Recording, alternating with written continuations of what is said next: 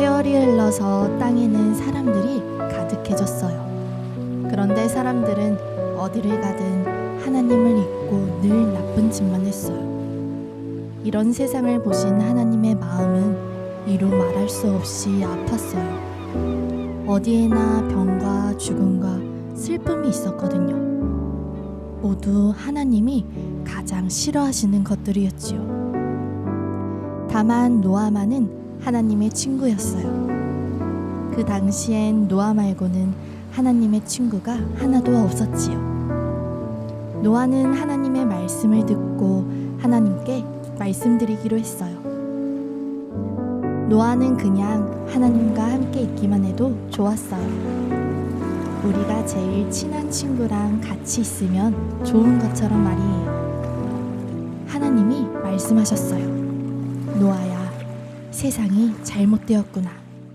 사람들은 내 세상을 사랑 대신 미움으로 가득 채웠다.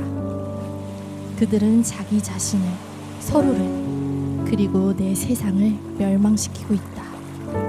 내가 막아야겠다. 방주를 지어라. 하나님은 노아에게 방주 짓는 방법을 하나하나 가르쳐 주셨어요. 하나님이 노아에게 말씀하셨어요. 폭우가 쏟아질 것이다. 하지만 너는 내가 구해줄 것이다. 약속한다. 내가 동물들을 너에게로 보낼 것이다. 기어다니는 동물들, 주르르 미끄러져 다니는 동물들, 달리는 동물들, 껑충껑충 뛰는 동물들, 나무를 오르는 동물들이 다 너에게 올 것이다. 모두가 먹을 음식을 준비하거라. 폭우가 내리면 모든 미움과 슬픔과 나쁜 것들이 다 씻겨나가고 세상은 다시 깨끗해질 거예요. 하나님은 노아를 안전하게 지킬 방법을 생각해 두셨어요. 노아는 하나님을 믿고 하나님이 시키시는 대로 따랐어요. 노아는 방주를 짓기 시작했답니다. 방주는 아주 큰 배를 말해요. 이웃들은 노아를 보고 손가락질하며 웃었어요. 그들은 폭우니 배니 하는 노아의 말을 믿지 않았어요. 틀림없이 노아는 아주 바보 같아 보였을 거예요. 노아의 배는 바다와 전혀 가깝지 않은 곳에 있었거든요. 하늘에는 구름 한 점 없었어요. 그러니 배는 고사하고 우산도 필요 없겠다 싶었겠죠. 하지만 노아는 누가 뭐라고 하든 신경 쓰지 않았어요. 오직 하나님의 생각에만 신경 썼죠. 노아는 하나님이 하라고 하신 대로만 행했어요. 방주가 다 준비되자 하나님은 모두 배에 타라고 하셨어요. 노아의 가족들과 모든 동물들이 안으로 들어갔지요. 그러자 하나님이 문을 닫으셨어요.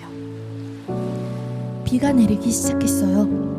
몇 분이 지나 몇 시간이 되고 몇 시간이 지나 며칠이 되고 며칠이 지나 몇 주가 되도록 비는 그치지 않았어요.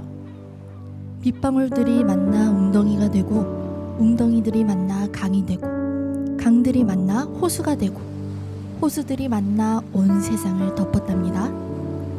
전에는 그렇게나 커 보이던 방주가 아주 작아졌어요. 물결이 세차게 부서지고 청동번개가 치는 거대한 폭풍이 몰아쳤어요.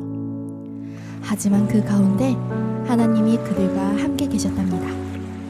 자그마치 40일이나 되는 긴 시간 동안 하나님은 그들을 안전하게 지켜주셨지요. 드디어 비가 그쳤어요. 해가 나서 노아는 창문들을 다 활짝 열었어요. 만세! 모두 소리쳤죠. 노아가 비둘기를 내보내서 알아보게 했더니 얼마 후 비둘기가 올리브 잎사귀를 물고 돌아왔어요. 비둘기는 나무를, 다시 말해서 땅을 찾아낸 거예요. 물이 줄어들고 있었어요. 마침내 배는 어느 큰 산의 꼭대기에 멈춰섰어요.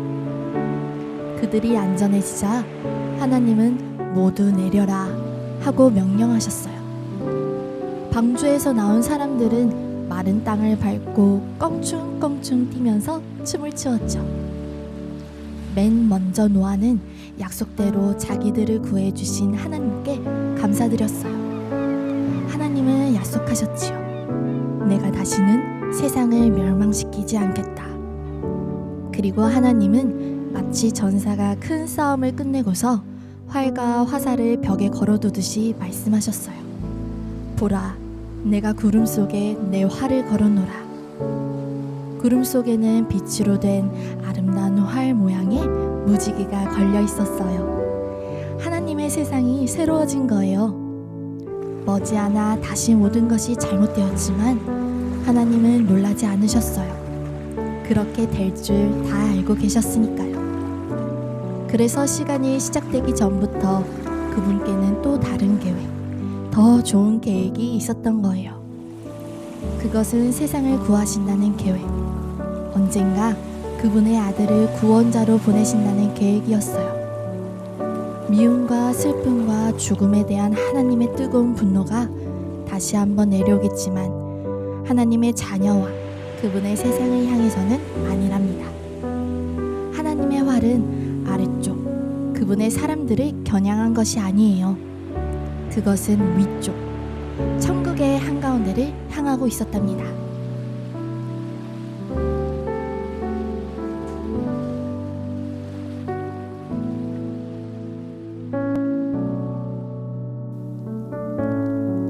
노아는 가족들과 함께 그 땅에서 살았습니다. 그의 자식들이 자식을 낳고 그 자식들이 더 많은 자식을 낳고 그 자식들은 더 많은 자식을 낳았죠. 마침내 다시 땅 위에 사람들이 아주 많아졌어요.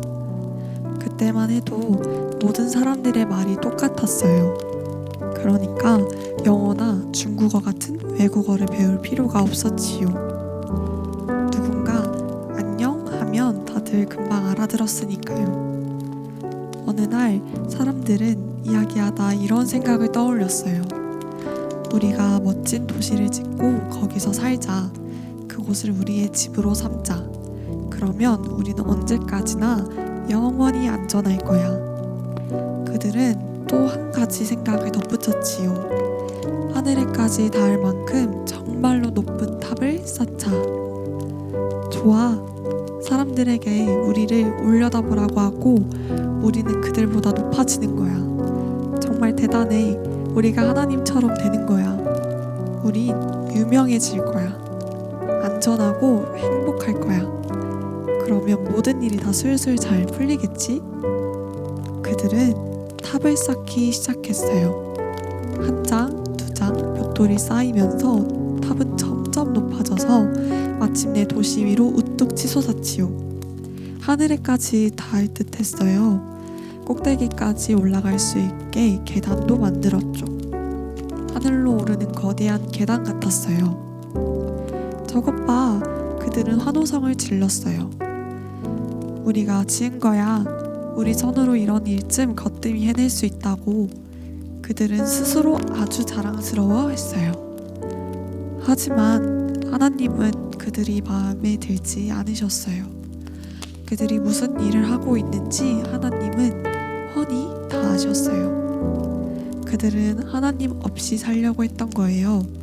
하지만 그래서는 행복하거나 안전해질 수 없다는 것을 하나님은 이미 아셨지요. 하나님은 사람들을 정말로 사랑하셨기에 그들 스스로 멸망하게 그냥 놔두실 수 없었어요. 그래서 하나님은 그들의 일을 중간에 막으셨어요.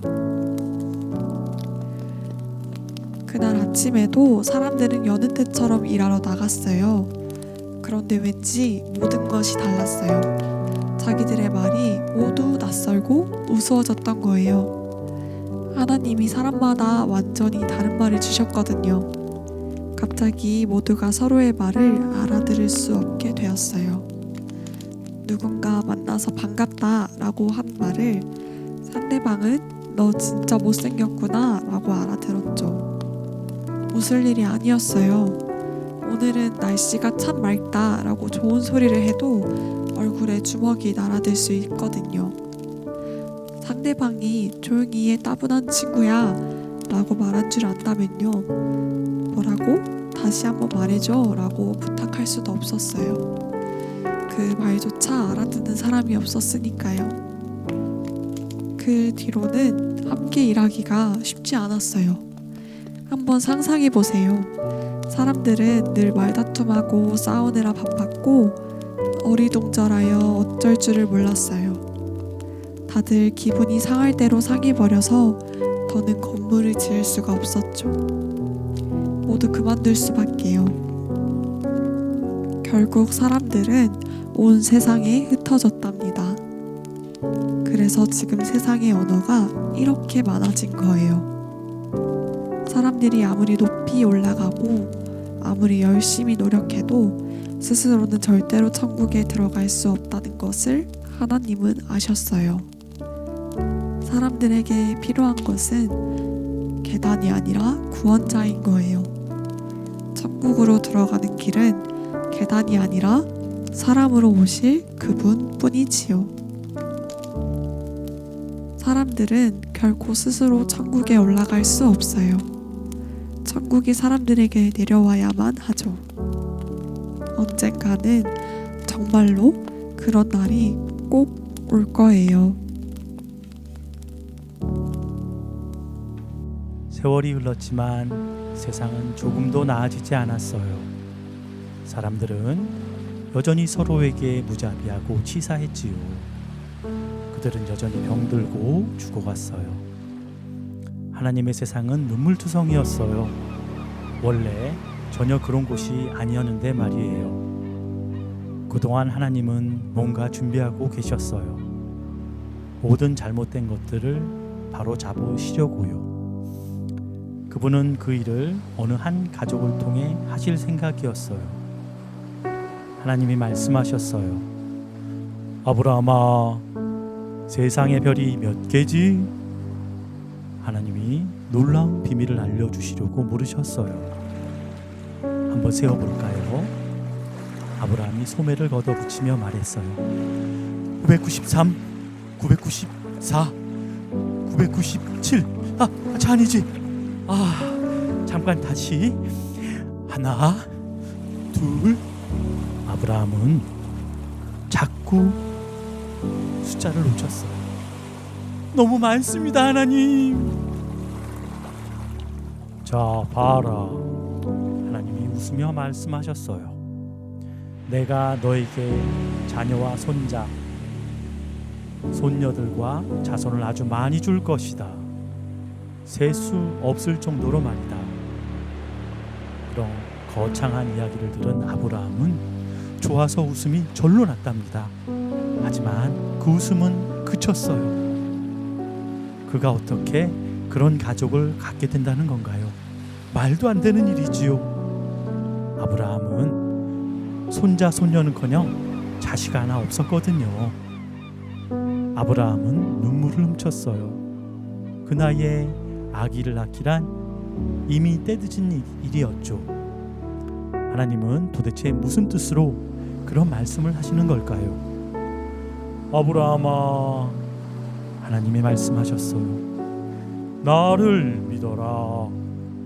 하나님은 아브라함에게 하나님의 비밀 구원 계획을 알려주셨어요. 그리고 그에게 이렇게 약속하셨죠. 아브라함아, 내가 내 가족을 아주 많아지게 하겠다. 어느 날엔가 내 가족은 하늘의 모든 별보다도 숫자가 더 많아질 것이다.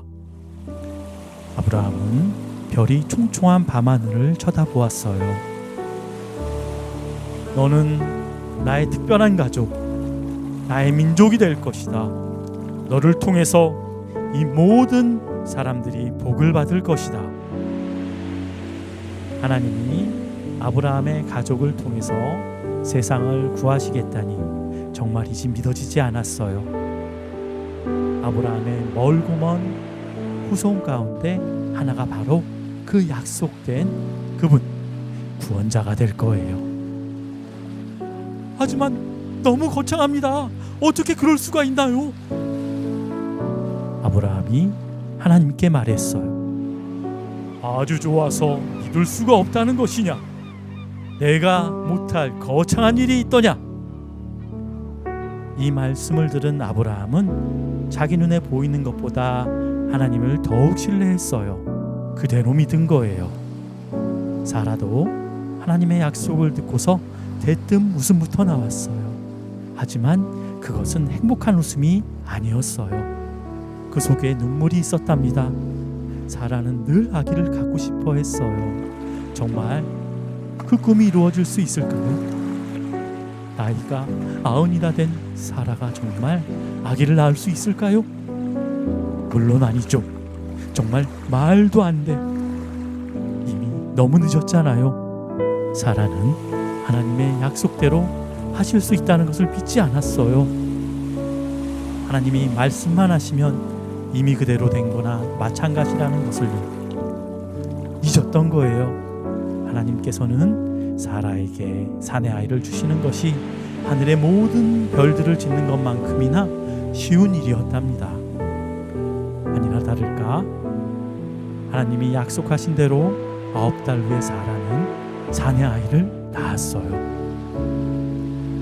그 아이의 이름을 이삭이라 지었지요. 웃음의 아들이라는 뜻이지요. 사라는 정말 웃었어요. 이번에는 즐겁고 행복한 웃음이었죠. 꿈이 이루어졌으니까요. 하나님은 약속대로 해주실 거예요. 그분의 특별한 민족인 아브라함의 가족을 보살펴 주실 거예요. 그리고 언젠가 하나님은 다른 아기를 보내주실 거예요. 남편도 없는 처녀에게 약속하신 아기랍니다.